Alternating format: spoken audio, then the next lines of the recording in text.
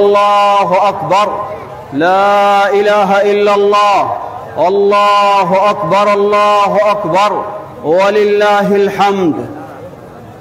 সমবেত মুসল্লিবৃন্দ, শুরুতে আবারও প্রশংসা জ্ঞাপন করছি সেই আল্লাহ সুবহানাহু ওয়া তাআলার জন্য, যার বিশেষ তৌফিকে আমরা আজকে ঈদুল আযহা পালন করতে যাচ্ছি। ঈদের সালাত আদায় করেছি, অতঃপর আমরা ঈদের কোরবানি পশু জবাই করব ইনশাআল্লাহ। সবাই হবে একমাত্র আল্লাহর জন্য। আল্লাহু আকবার, আল্লাহু আকবার, লা ইলাহা ইল্লাল্লাহ, আল্লাহু আকবার, আল্লাহু আকবার, ওয়ালিল্লাহিল হামদ। সমবেত মুসল্লিবৃন্দ, আপনাদের একটি বিষয় সকলের সাথে শেয়ার করতে চাই। আমি দেখেছি আপনাদের অবস্থা, রৌদ্রের কারণে আপনারা গাছের ছায়ার নিচে থাকছিলেন, ভিতরে আসছিলেন না, এমনকি সামনের কাতার পূরণ না করে ছায়ার নিচেই বসে থাকছিলেন। এটি কি প্রমাণ করে? এটি প্রমাণ করে আমরা এমন এক সময়ে সালাত আদায় করছি যখন রৌদ্রের তাপে এখানে থাকা যায় না। তাহলে বিষয়টি কি করা উচিত আমাদের? আমরা যদি একদিকে লক্ষ্য করি, রাসূল সাল্লাল্লাহু আলাইহি ওয়াসাল্লামের ঈদের সালাতের সময় কি ছিল? আহলুল হাদিসেরা তো সবসময় চেষ্টা করি প্রতি সালাত আউয়াল ওয়াক্তে আদায় করতে না দেরিতে আদায় করতে। জবাব দিবেন, প্রথম ওয়াক্তে না দেরিতে? যদি প্রতি সালাতেই আমরা প্রথম ওয়াক্তে আদায় করার চেষ্টা করি, তাহলে রাসূলুল্লাহ সাল্লাল্লাহু আলাইহি ওয়াসাল্লামের সুন্নাহ অনুযায়ী ঈদের সালাতও প্রথম ওয়াক্তে হওয়া উচিত। আর প্রথম ওয়াক্ত বলতে কি? রাসূল সাল্লাল্লাহু আলাইহি ওয়াসাল্লাম ঈদের সালাত আদায় করেছেন সূর্য পরিপূর্ণভাবে উঠার পরেই, অর্থাৎ সূর্য উদয়ের ২০ থেকে ২৫ মিনিটের মধ্যেই ঈদের সালাত আদায় করেছেন। আর আমরা আদায় করি এমন সময় যেই সময় রৌদ্রের তাপে আপনারা থাকতে পারেন না, রৌদ্রের তাপে ৫ মিনিট আপনাদের ধৈর্য ধরে না, রৌদ্রের তাপে আপনারা খুতবাও শুনতে চান না। তাহলে কোন দিকে আমরা কি করলাম? এক হলো আউয়াল ওয়াক্ত রাসূল সাল্লামের সুন্নাহ, সেটা থেকে বঞ্চিত হলাম। দ্বিতীয় হলো কষ্ট করে সালাত আদায় করছি, বিরক্তির সাথে সালাত আদায় করছি, আন্তরিকতার সাথে নয়। তাহলে আমরা কি এভাবেই চলতে থাকবো, না আমরা ভালো পরিবেশে যাব? কি বলেন আপনারা? যদি তাই হয় তাহলে এই ৮টার সময় ঈদের সালাত হতে পারে না, এখানে রোদ হবেই। বিশেষ করে ঈদুল আজহার বিষয়টা, আপনারা গিয়ে এখন কোরবানি করবেন, যদি আরো ১ ঘন্টা আগে সালাত আদায় হয়ে যেত তাহলে গিয়ে আপনি সুন্দরভাবে কুরবানি করার সময়টাও পেতেন। এমন অবস্থা হয় না আগে কিছু করা যায় না পরে কিছু করা যায়। তাই এই টাইমটি কখনোই সকলের জন্য কল্যাণকর নয়। আমি সভাপতি সাহেব, সেক্রেটারি সাহেবের সাথেও, কমিটির সাথেও পরামর্শ করেছি। সভাপতি সাহেব অনুরোধ জানিয়েছেন, আমাদের জামাত যেহেতু বড়, মানুষকে আসার একটু সময় দিতে হবে। তা বুঝলাম, মানুষ এসে যদি গাছের ছায়ার তলে বসে থাকে, ভিতরে না আসতে চায়, তাহলে এই বেশি সময় দিয়ে কি কাজ হবে? তাহলে আমরা কি এগিয়ে আসতে পারি না? কি আপনারা সবাই রাজি আছেন? এটি আমি আপনাদের উপর চাপাই দিচ্ছি না, আপনাদের সম্মতিতে সুন্নাহ অনুযায়ী আমাদের এগিয়ে আসতেই হবে। তাহলে আমরা পর্যায়ক্রমে একটু একটু এগিয়ে আসি। ঈদুল আজহা এখন ৮টায়, আগামীতে ঈদুল আজহা পড়ব ৭:৩০ না ৭টা? ৭টা। আচ্ছা, তাহলে আপনারা ৭টায় রাজি হচ্ছেন ইনশাআল্লাহ? তাহলে কেউ ভুল বুঝাবুঝি করবেন না, আগামীতে ঈদুল আজহার সালাত হবে ৭টার সময় ইনশাআল্লাহ। তাহলে ঈদুল আজহা যদি ৭টায় হয় আর ঈদুল ফিতর হবে ৮:৩০, এটা কেমন দেখায়? তাহলে ঈদুল ফিতরে তো আমাদের সুন্নাহ অনুযায়ী আগে আসা উচিত। তাহলে ঈদুল ফিতরে যেহেতু কুরবানির ঝামেলা নেই, তাহলে একটু আমরা আস্তে আস্তে অগ্রসর হই। ঈদুল ফিতর হবে ৭:৩০ আর ঈদুল আজহা হবে ৭টায়, ঠিক আছে ইনশাআল্লাহ? এরপর আমরা আস্তে আরোই করবো ইনশাআল্লাহ। তাহলে আগামীতে আপনারা কি সবাই সমর্থন আছেন, একমত আছেন? একটু হাত তুলেন তো দেখি। মাশাআল্লাহ, যারা ছায়া আছেন তারাও কি ঠিক আছেন? আলহামদুলিল্লাহ, সবাই আপনারা ঐক্যমতে আমরা সিদ্ধান্ত নিলাম আগামীতে ঈদুল ফিতর হবে ৭:৩০ আর ঈদুল আজহা হবে ৭টায় ইনশাআল্লাহ। ৮টায় নয়, যদি ৯টাও টাইম দেন, যারা পিছে পড়ার তারা পিছেই থাকবে। সুতরাং আমরা আগে আসার চেষ্টা করব, সবাই গুরুত্ব দিব, পরস্পরে উদ্বুদ্ধ করব, সহযোগিতা করব, যেন আমরা সুন্নাহ অনুযায়ী কাছাকাছি সময়ে সালাত আদায় করতে পারি ইনশাআল্লাহ। সমবেত মুসল্লিবৃন্দ, আজকে ঈদের দিন বেশি বেশি আমাদের উচিত তাকবীর পাঠ করা। আল্লাহু আকবার, আল্লাহু আকবার, আল্লাহু আকবার, আল্লাহু আকবার, লা ইলাহা ইল্লাল্লাহ, আল্লাহু আকবার, আল্লাহু আকবার, ওয়ালিল্লাহিল হামদ। সমবেত মুসল্লিবৃন্দ, আপনারা এলাকার মানুষ, প্রিয় এলাকাবাসী, আপনাদের সাথে ঈদ করার জন্যই, আপনাদের সাথে সালাত আদায়ের জন্যই আপনারা জানেন গোটা বাংলাদেশে আহলুল হাদিসের বড় জামাত যেটি সেই ঢাকা বিশ্ববিদ্যালয়ের মাঠে অনুষ্ঠিত হয়, সেটিও পড়ানোর দায়িত্ব আমার। কিন্তু আবার দায়িত্ব দিয়েছেন আপনারা এখানেও, তাই মাঝে মাঝে ওখানে, মাঝে মাঝে এখানে, সেই বড় জামাত বাদ দিয়ে আপনাদের সাথে আসি। সুতরাং আপনারা যদি একটু ধৈর্য না ধরেন, তাহলে তো আমি মনে করব অন্য কাউকে দিয়েই তো চলে, আমার যাওয়ার কষ্ট করে দরকার কি। তাই অনুরোধ জানাবো, আমরা যেন আরো গুরুত্ব দিয়ে সালাত সুন্দরভাবে আদায় করতে পারি এবং সুন্দরভাবে সুশৃঙ্খলভাবে আমরা আমাদের এই ইবাদত পালন করতে পারি। আল্লাহ আমাদের তৌফিক দান করুন।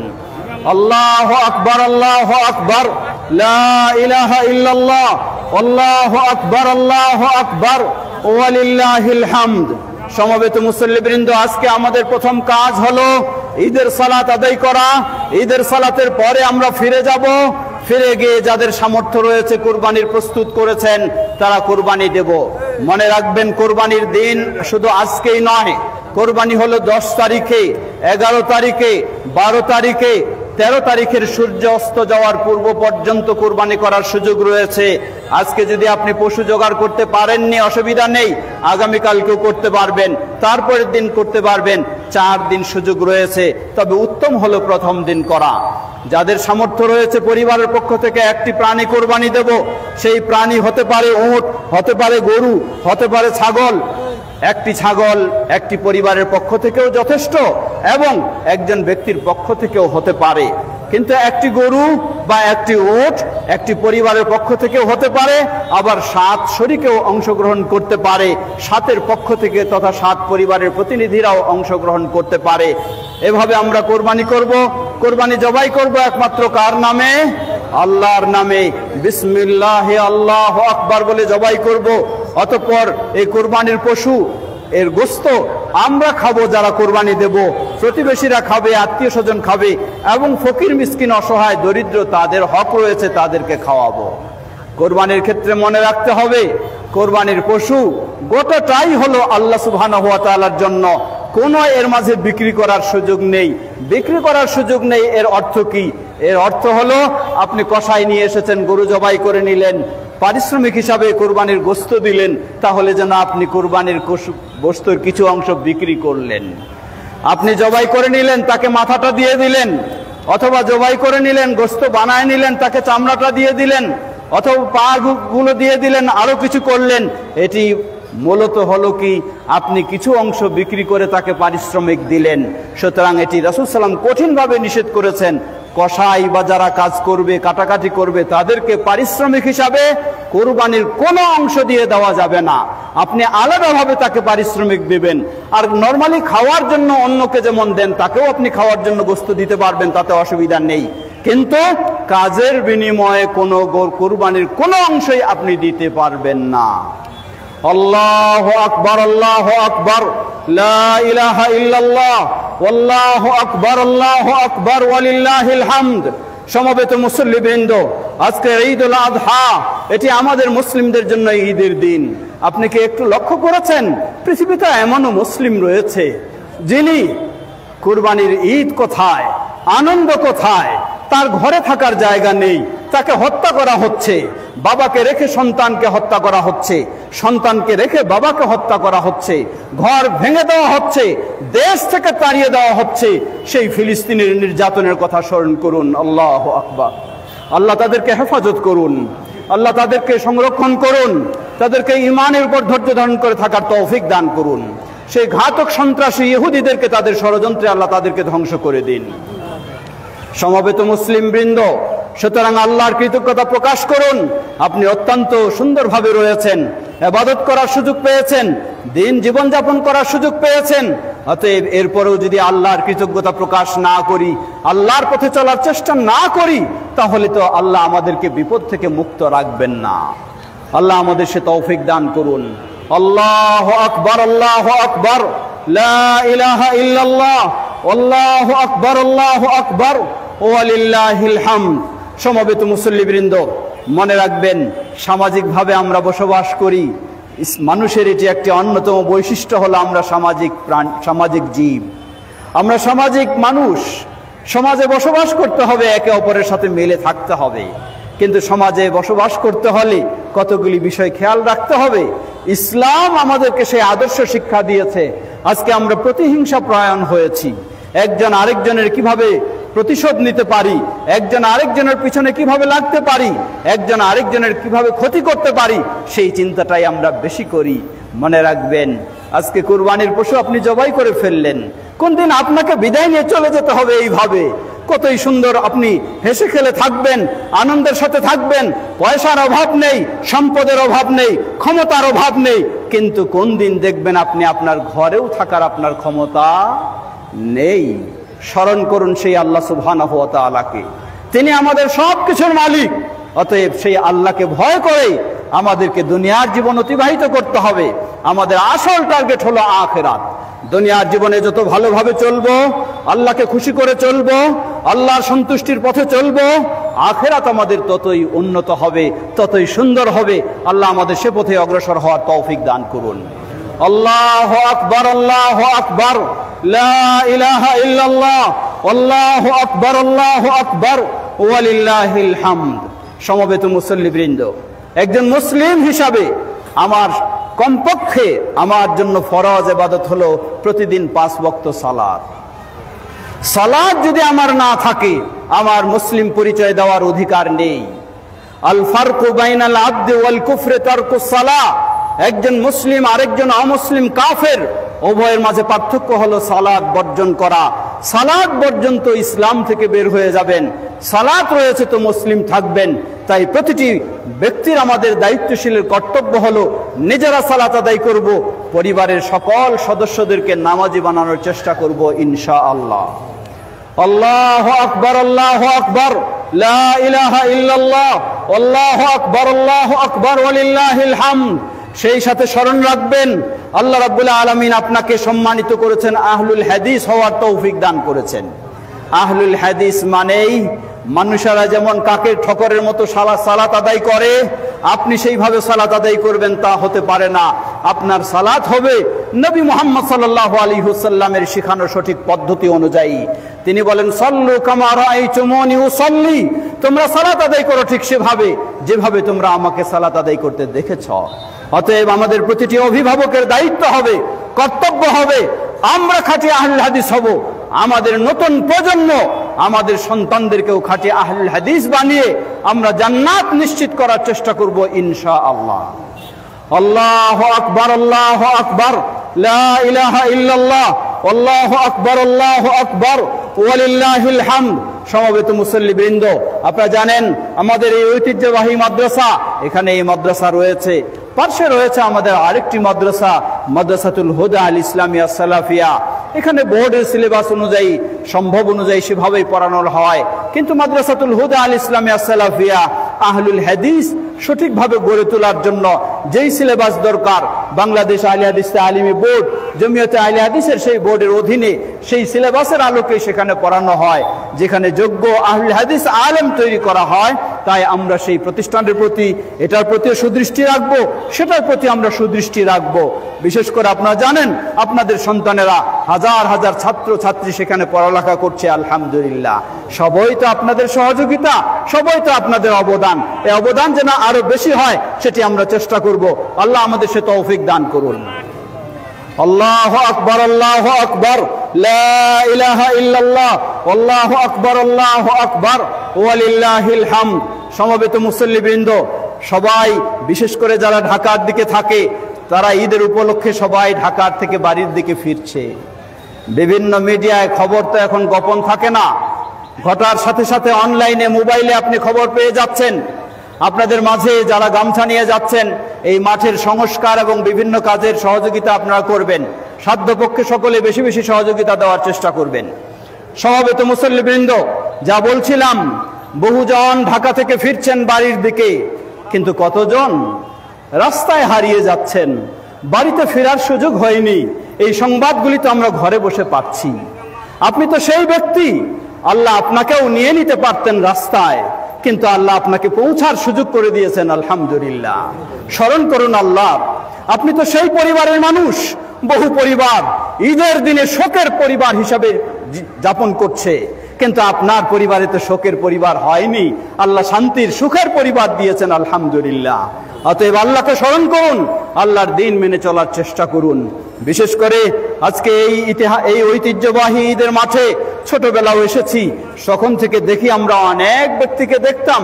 সেই জনাব আব্দুর রহিম অ্যাকাউন্টেন্ট সাহেব নেই আজকে, সেই আমাদের শামসুল আলম সাহেব নেই আজকে, সেই আব্দুর রৌফ সাহেব নেই আজকে, সেই চেয়ারম্যান সাহেব নেই আজকে, আমাদের আরো কতজন চলে গেছেন। আমার আব্বাও দীর্ঘদিন যাবৎ বিছানায় রয়েছেন, এমনই ভাবে অনেকেই হয়তো আরো রয়েছেন বিছানায়। আপনি আমিও তো একদিন সে পথেই চলে যাব, সে পথে আমাকেও যেতে হবে, আমিও সে পথের যাত্রী। সুতরাং একটু ভেবে দেখুন, আমি আল্লাহর কাছে সাক্ষাৎ করব কিভাবে? আমি আল্লাহর কাছে সাক্ষাৎ করব কিভাবে? আমি কি নামাজি হিসাবে সাক্ষাৎ করব না বেনামাজি হিসাবে সাক্ষাৎ করব? আমি কি সুদখোর হিসাবে সাক্ষাৎ করব না সুদ মুক্ত হিসাবে সাক্ষাৎ করব? আমি কি ঘুষখোর হিসাবে সাক্ষাৎ করব না ঘুষ মুক্ত সাক্ষাৎ করব? আমি কি বেপর্দা হিসাবে সাক্ষাৎ করব না পর্দানিশীল হিসাবে সাক্ষাৎ করব? আমি কি আল্লাহর কাছে আমার পরিবারের সবাইকে নামাজি বানানো হিসাবে সাক্ষাৎ করব না বেনামাজি হিসাবে সাক্ষাৎ করব? একটু ভেবে দেখুন। মৃত্যু তো কোনো নিশ্চয়তা নেই। আল্লাহ বলছেন, ফাইদা জা আজালুহুম লা ইস্তাখিরুনা সাআতান ওয়া লা ইস্তাকদিমুন। নির্দিষ্ট মুহূর্ত ঘনিয়ে আসবে যখন, সেই মুহূর্তে আমাকে বিদায় নিতে হবে।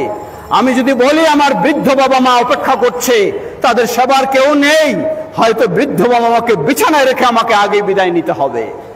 সুতরাং একটু প্রস্তুত হন, একটু চিন্তা করুন, একটু ভাবার চেষ্টা করুন। আপনি কি শিরক মুক্ত হয়ে আল্লাহর কাছে সাক্ষাৎ করবেন? আপনি কি বেদা মুক্ত হয়ে আল্লাহর কাছে সাক্ষাৎ করবেন? না কিভাবে সাক্ষাৎ করবেন? নিজের অবস্থাটাকে নিজে ঠিক করে নিন। আল্লাহ আমাদেরকে ভালো হওয়ার তৌফিক দান করুন। আল্লাহ আমাদেরকে নামাজি হওয়ার তৌফিক দান করুন। আল্লাহ আমাদেরকে দ্বীনের পথে চলার তৌফিক দান করুন। ইবাদাল্লাহ, আল্লাহু আকবার, আল্লাহু আকবার, লা ইলাহা ইল্লাল্লাহ, আল্লাহু আকবার, আল্লাহু আকবার, ওয়ালিল্লাহিল হামদ। কথা দীর্ঘ করতে চাই না, পরিশেষে আবারও স্মরণ করে দিতে চাই, গ্রামগঞ্জের মানুষ একদিকে অত্যন্ত আন্তরিক, আরেক দিকে অত্যন্ত ভয়াবহ। বলবেন কেমনে আন্তরিক? শহরের মানুষ দেখবেন, আমরা শহরে বসবাস করি, একই বিল্ডিং এ কয়েকটা পরিবার থাকে, কিন্তু এক পরিবার আরেক পরিবারকেও চিনে না। কিন্তু গ্রামের অবস্থা দেখবেন, ওই মাথা থেকে শুরু করে ওই মাথা, দেখা যায় যে এই পরিবারের মানুষেরা ওই পরিবারের মানুষকে চিনে। এটি হলো গ্রামের একটা ভ্রাতৃত্ব, একটি পারস্পরিক আন্তরিকতা বিষয়। কিন্তু আরেকটি সমস্যা হলো, গ্রামের মানুষ একজন আরেকজনের পিছে লাগানোটা খুব বেশি পছন্দ করে। নাউযুবিল্লাহ, নাউযুবিল্লাহ। ওই একজন আরেকজনকে কত দূর থেকে চিনতে পারেন। এই ভ্রাতৃত্ব যেমন আনন্দের বিষয়, আপনি যদি পিছে লাগানো বন্ধ করতেন তাহলে কতই না আরো আনন্দের বিষয় হতো। কেউ একটু ভালো খাচ্ছে, কেউ একটু ভালো চলছে, কারো ছেলে মেয়েরা ভালো মানুষ হচ্ছে, আরেক ভাই সহ্য করতে পারছে না, কিভাবে তাকে পিছনে আমি ফেলবো, কিভাবে আমি তাকে ডাউন করব, কিভাবে তার ব্যবসাটাকে একটু নষ্ট করব, কিভাবে তার ছেলে মেয়েদের পড়ালেখা একটু ক্ষতিগ্রস্ত করব। এই খারাপ চিন্তাগুলি অনেক মানুষের মাঝে থাকে। আপনি কি একটু ভেবেছেন এই খারাপ চিন্তাতে আপনি কি করতে পারবেন? আল্লাহ আপনাকে ভালো না করলে আপনি তো ভালো হতে পারবেন না। আল্লাহ আপনার ব্যবসায় উন্নতি না দিলে আপনি উন্নত হতে পারবেন না। কিন্তু আরেকজনের ক্ষতির চিন্তা করে আপনি তো কিছুই লাভ করতে পারবেন না। না ওই ব্যক্তির কিছু উপকার করলেন, না নিজের কোনো উপকার করলেন, সবটাই আপনি ক্ষতি, নিজের আখিরাতকেও আপনি নষ্ট করলেন। সুতরাং বলবো, আল্লাহকে ভয় করুন, এমন চিন্তাগুলিকে ফেলে দিন, ভিতর থেকে বের করে ফেলে দিন এমন চিন্তাগুলি, ভিতরে ভালো চিন্তা নিয়ে আসুন। যতদিন থাকবেন, আমরা যাদের কথা বললাম আপনি যদি ভালো কাজ করেন, সমাজে ভালো মানুষ হিসেবে থাকেন, পরোপকারী হন, তাহলে যতদিন মানুষ থাকবে মানুষ মনে করবে এই মানুষটা কতই না ভালো ছিল, অন্তর থেকে আপনার জন্য তো দোয়া করবে। কিন্তু আপনি যদি মানুষের ক্ষতি করে থাকেন, মানুষকে কষ্ট দিয়ে থাকেন, তাহলে আপনি যতই সুখে থাকুন না কেন, আসলেই আপনি সুখে নেই, না দুনিয়াতে সুখে না আখিরাতে সুখে, আপনি অবশ্যই অশান্তিতেই রয়েছেন। মানুষ আপনার জন্য সবসময় বদদোয়া দিতেই থাকবে। প্রিয় ভাইরা আমার, আমি শুধু স্মরণ করে দিচ্ছি, আসুন আমরা সবাই পরস্পরের সহযোগী হই, পরস্পরে ভালো কাজে উদ্বুদ্ধ করি, পরস্পরের প্রতি সহানুভূতিমূলক আচরণ রাখি, সহানুভূতিমূলক ব্যবহার করি। বিশেষ করে পারস্পরিক ভাই ভাই এবং নিকটের আত্মীয় সম্পর্ক আমরা বজায় রাখার চেষ্টা করি। অনেক সময় জায়গা জমি ইত্যাদির জের নিয়ে আমরা কত কঠিন পর্যায়ে চলে যাই। কেন কঠিন পর্যায়ে চলে যাবেন? এই জায়গা কি আপনার? আপনি কি এই জায়গা নিয়ে থাকতে পারবেন? এই জায়গা তো আপনার নয়। আপনার তো জায়গা হলো ওই 3 হাত ছাড়া আর বেশি কিছু নয়। ওই 3 হাতও আপনার নয়, সেখানে আপনার দেহটা নষ্ট হয়ে যাবে, সেখানে আপনার দেহটা পচে যাবে, সেটাও আপনার সংরক্ষণ হবে না। সুতরাং আল্লাহকে ভয় করুন, আল্লাহকে ভয় করুন। আল্লাহ সুবহানাহু ওয়া তাআলা বলেন, বাল তুসিরুনাল হায়াতাদ দুনিয়া, তোমরা দুনিয়ার জীবনটাকে প্রাধান্য দিচ্ছ, ওয়াল আখিরাতু খায়রু ওয়া আবকা, অথচ আখিরাতেই হলো উত্তম এবং আখিরাতেই হলো চিরস্থায়ী। সুবহানাল্লাহ। আমরা যেন সেই আখিরাতের জন্যই চেষ্টা করতে পারি, সেই আখিরাতের জন্যই কাজ করতে পারি। আল্লাহ আমাদের সকলকে সে তৌফিক দান করুন। পারস্পরিক সম্পর্ককে আরো সুন্দর করতে পারি, আল্লাহ আমাদের সবাইকে সে তৌফিক দান করুন। রাজনৈতিক দ্বন্দ্ব বা আরো কিছু দ্বন্দ্ব, সেই দ্বন্দ্ব নিয়ে আমাদের মাঝে সমস্যা তৈরি করবেন, আমাদের মাঝে সুসম্পর্ক নষ্ট করবেন, এমনটা তো কখনো কোনো মুসলিমের জন্য কামনা নয়। মুসলিম মুসলিমকে ভালোবাসবে, মুসলিম মুসলিমের জন্য কল্যাণ কামনা করবে, তাহলে দুনিয়াতেও তিনি ভালো থাকবেন, আখিরাতেও তিনি ভালো থাকবেন ইনশাআল্লাহ। মনে রাখবেন, আপনি আপনার মুসলিম ভাইয়ের অগোচরে, তার অনুপস্থিতিতে যদি তার জন্য কল্যাণের দোয়া করেন, আল্লাহর রাসূল সাল্লাল্লাহু আলাইহি ওয়াসাল্লাম বলেন, আল্লাহর ফেরেশতারা আপনার জন্য তখন দোয়া করতে থাকে। সুবহানাল্লাহ। আর আমরা কি করি? আমরা কারো অগোচরে, কারো অনুপস্থিতিতে তাকে ক্ষতিগ্রস্ত করার জন্য আমরা চিন্তা করি, পরামর্শ করি।